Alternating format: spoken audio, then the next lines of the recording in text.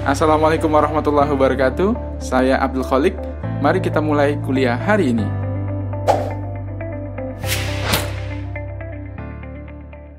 Assalamualaikum warahmatullahi wabarakatuh. Pada pertemuan hari ini, pertemuan yang ketiga di mata kuliah pemrograman visual.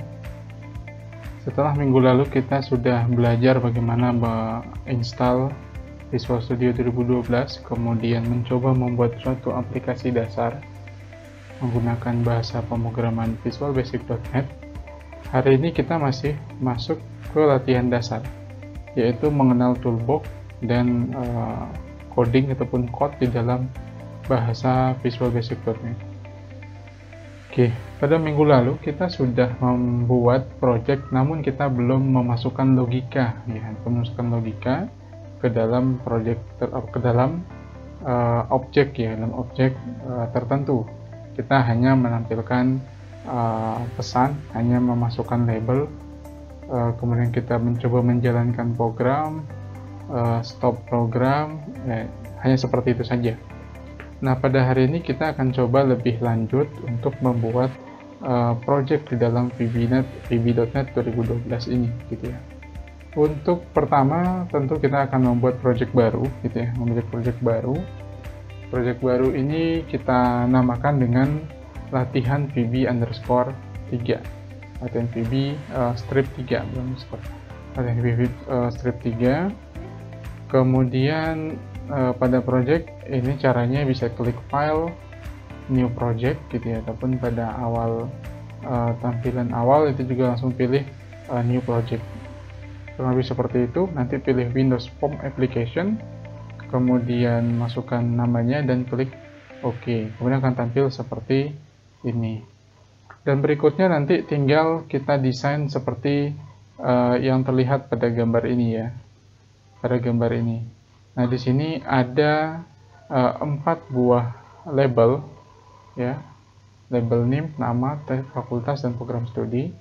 2 buah text box ya untuk input name dan input nama, 1 buah combo box untuk fakultas, dan 3 buah radio button untuk program studi. Kemudian juga ada 2 buah ini button ya, button untuk tampilkan apa yang kita input nanti, dan button untuk close, keluar dari aplikasi. Nah, untuk memasukkan semua objek ini tinggal kita pilih dari toolbox yang ada di samping kiri. Jadi misalkan label, tinggal klik and drag terus ke sini, klik and drag terus ke sini. Nanti untuk mengganti teksnya menjadi name, nama, tinggal kita klik masing-masing objeknya dan kita pergi ke bagian properties dan kita atur sesuai dengan tabel yang sudah saya sertakan di bawahnya. Contoh di sini form ini nanti name-nya itu form 1, teksnya latihan visual 3, start position-nya itu center screen. Nah, kurang lebih seperti itu dan seterusnya. Oke, untuk lebih lanjut, mari kita coba secara bersama-sama prakteknya ya. Prakteknya pertama, buka aplikasi Visual Studio-nya dulu. Ya, ke aplikasi Visual Studio 2012 dulu. Oh iya, kemarin bagi yang bermasalah di macOS ya, untuk macOS setelah saya coba telusuri, untuk Visual Studio itu bisa diinstal, namun untuk Visual Basic secara khusus itu tidak bisa langsung, gitu ya. Jadi harus install VMware ataupun VirtualBox ya, kemudian nanti install OS Windows, boleh Windows 7, Windows 8, 8.1 ataupun Windows 10. Nah, nanti setelah diinstal Windows-nya baru install Visual Studio-nya. Oke, kita balik lagi ke yang tadi. Pilih file, kemudian new project. Oke, kita sesuaikan ya dengan namanya tadi. Secara default namanya adalah Windows Application 1. Nah, kita akan ganti ini menjadi latihan VB. Latihan VB3 ya. Latihan VB3, pastikan yang dipilih adalah Windows Form Application. Kemudian klik OK. Dan tunggu beberapa saat sehingga nanti tampil desain formnya. Nah, seperti ini ya. Nah, untuk caranya tinggal kita klik and drag saja. Tadi sesuai dengan desain ya. Kita butuhkan adalah ini ya. Kita butuhkan ada 4 label. Berarti kita pergi ke sini, kita cari label. Oke, label 1, label 2,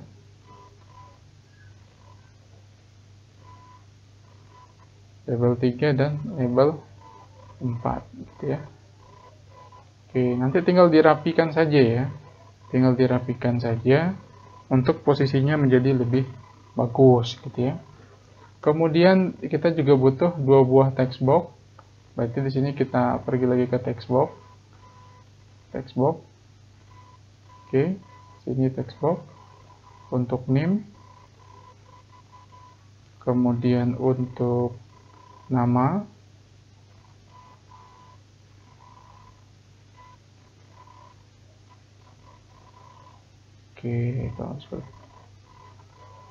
Oke, nama terus combo box ya untuk jurusan.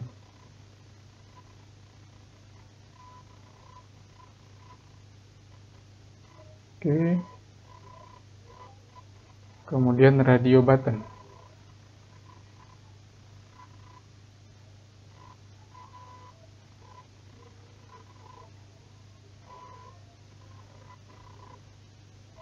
Dan terakhir adalah button ya. 2 buah button.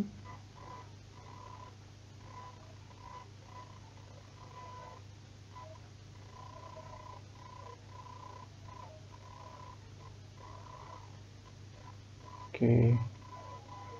Ya, kurang lebih kita sudah selesai, tinggal kita mengatur propertiesnya saja ya. Propertiesnya sesuai dengan yang ada di sini. Oke, pertama lihat panduannya ya, berarti misalkan ini object form gitu ya.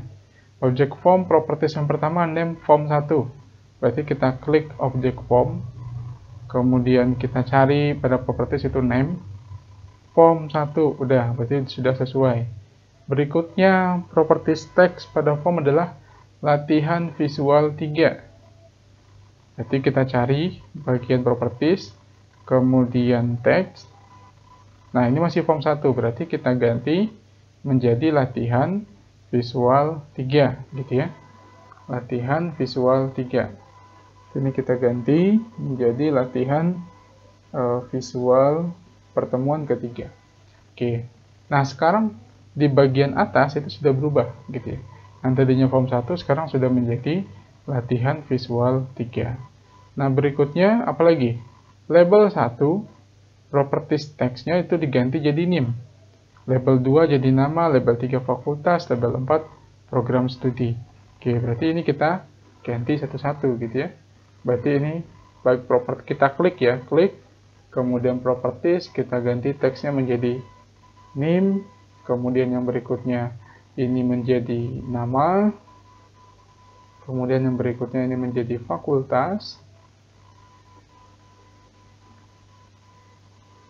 dan terakhir ini menjadi program studi. Nah, jadi nanti di sini ada banyak ya. Misalkan kita mau ganti teksnya mau lebih besar, berarti kita ganti size-nya, font size-nya berarti. Nah, ini ada font color kalau kita mau ganti warna fontnya. Kemudian kita mau ganti jenis fontnya.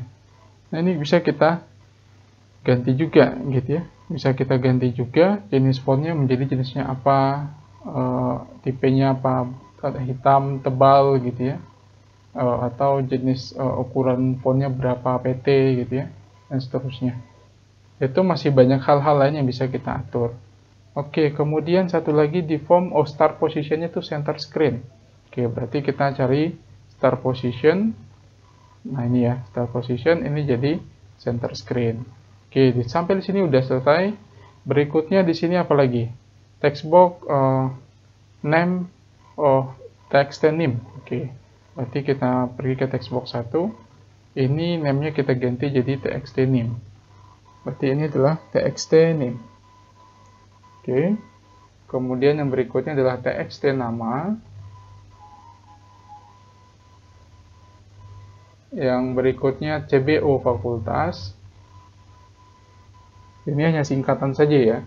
Maksudnya kenapa ini perlu diganti namanya? Agar nanti memudahkan kita dalam membuat program gitu ya. Kalau tidak dirubah, tentu nanti kita akan bingung. Misalkan nanti ada textbox-nya ada 100 gitu, ada 20 misalkan.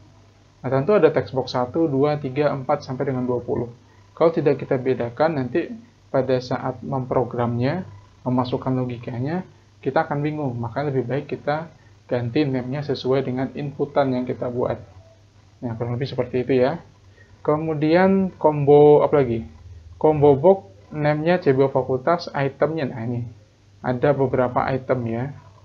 Ada beberapa item. Nah, ini saya copy aja biar cepat.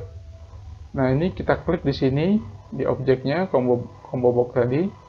Kemudian pada bagian items ya. Pada bagian items kita pilih collection ya, ini tanda, kemudian kita paste yang tadi.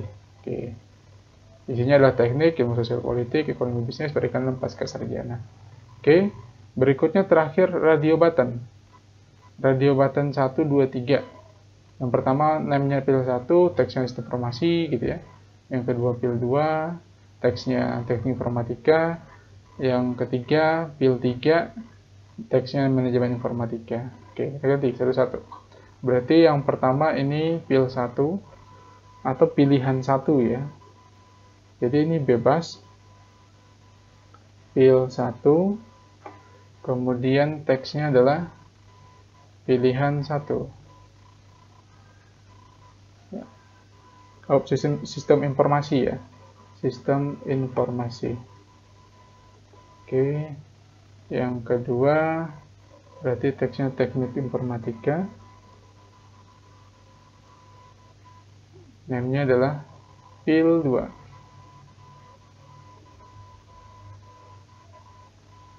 Oke, yang berikutnya berarti ini adalah pil 3. Pil 3, kemudian teksnya manajemen informatika. Oke, selesai. Kemudian berikutnya button ya. Button, name-nya button tampil yang pertama. Button 2 BTN close, name-nya, teksnya yang pertama tampilkan, yang kedua adalah close gitu ya. Ini kita ganti dulu teksnya ini tampilkan. Tampilkan, oke. Kemudian di sini BTN tampil. Oke, di sini BTN close tadi ya. BTN close. Dan di sini berarti juga kita ganti menjadi close. Oke. Nah, sampai dengan sejauh ini yang sudah kita buat ya, itu sudah selesai desainnya. Jadi kita sudah menyelesaikan desain sesuai dengan yang dijelaskan di dalam modul yang sudah saya kirim gitu ya. Nah, berikutnya kita memasukkan logikanya. Nah, logikanya apa pada program ini? Logikanya adalah ketika kita sudah menginput pada saat kita jalankan aplikasi ini dan kita input NIM, nama fakultas, kemudian kita centang gitu ya program studi, dan ketika kita klik tampilkan maka akan muncul hasil inputan kita gitu ya. Nah, untuk menampilkan ini pada pertemuan ini kita buat yang sederhana aja. Kita menggunakan message box gitu ya, berupa pesan. Nah, pesan ini nanti umum digunakan untuk menampilkan misalkan ketika menyimpan data ada informasi pesan telah tersimpan gitu ya, dan seterusnya. Oke, cara untuk masuk ke dalam halaman coding ada beberapa cara ya. Yang pertama bisa tekan F7 ya. Yang kedua bisa juga klik pada bagian Solution Explorer, kemudian pilih formnya, klik kanan dan kemudian pilih View Code gitu ya.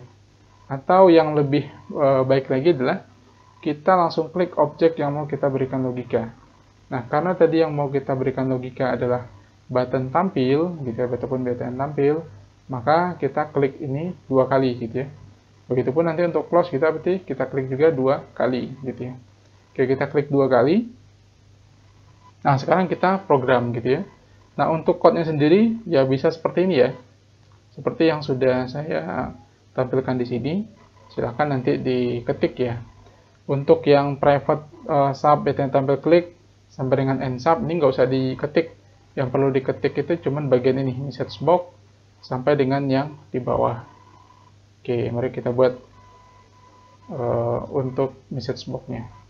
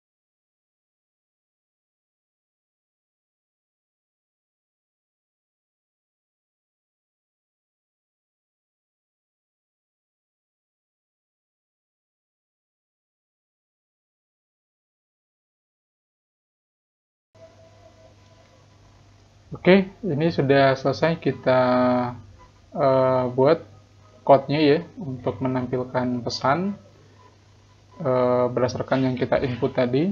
Kemudian juga untuk close ya, untuk close dari aplikasi. Nah, saya cuma klik close, kemudian inputkan .me.dispose gitu ya. Oke, sebelumnya pada setiap membuat aplikasi, kita juga harus mencantumkan siapa pembuat aplikasi ini.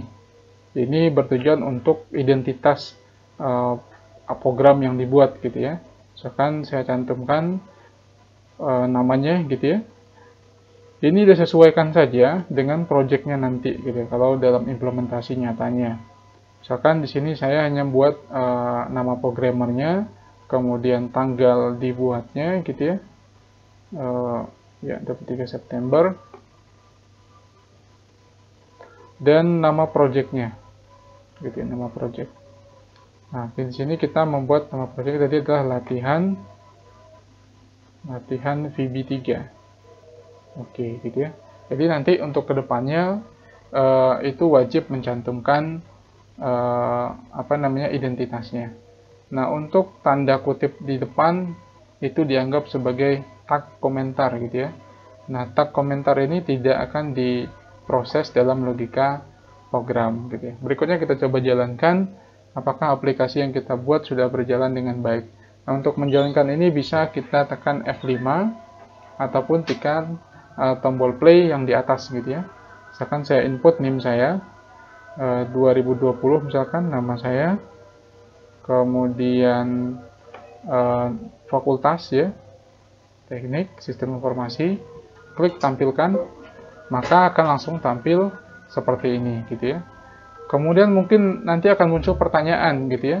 Kenapa di sini malah tampil semuanya padahal yang dipilih cuma sistem informasi gitu ya. Nah, ini nanti ada logika lanjutan gitu ya. Ada logika lanjutannya yang nanti juga bisa menggunakan percabangan ataupun yang lain nanti ya. Belum itu nanti tingkat lebih lanjutnya. Nah, pada pertemuan ini yang ingin saya sampaikan adalah seperti inilah cara kerja logika pemrograman di dalam visualbasic.net gitu ya. Dasarnya seperti ini. Oke, cukup sekian ya untuk materi video hari ini. Silahkan dipraktekkan, kemudian nanti silahkan dikumpulkan file latihannya. Nah, cara mengumpulkan file latihannya nanti adalah filenya itu nanti dijadikan dalam bentuk zip ataupun RAR gitu ya. Oke, caranya mungkin adalah cara kita save dulu nih ya, file, kemudian kita save all, kemudian tadi latihan VB3. Nah, location-nya ini yang penting ya. Location-nya ini kita harus tahu gitu ya. Nah, kalau di sini saya simpan di dokumen ya, dokumen Visual Studio 2012, kemudian di project. Namanya adalah latihan VB 3. Nah, kalau nanti ada yang menyimpan di drive D, misalkan berarti posisinya adalah di D, gitu ya. Klik save. Oke. Nah, setelah save, kita akan buka foldernya, gitu ya. Foldernya. Nah, di sini saya akan buka, tadi saya sudah copy.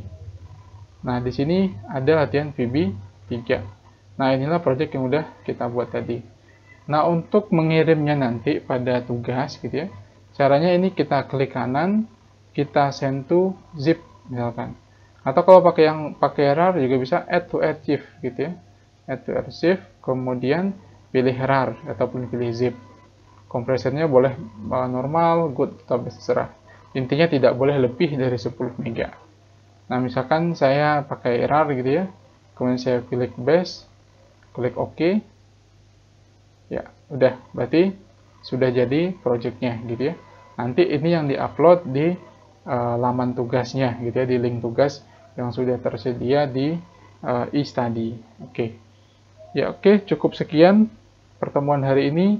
Silahkan dipelajari, silahkan dipraktekkan.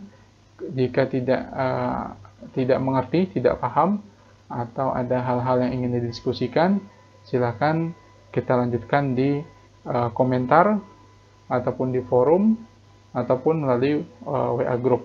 Terima kasih dan wassalamualaikum warahmatullahi wabarakatuh.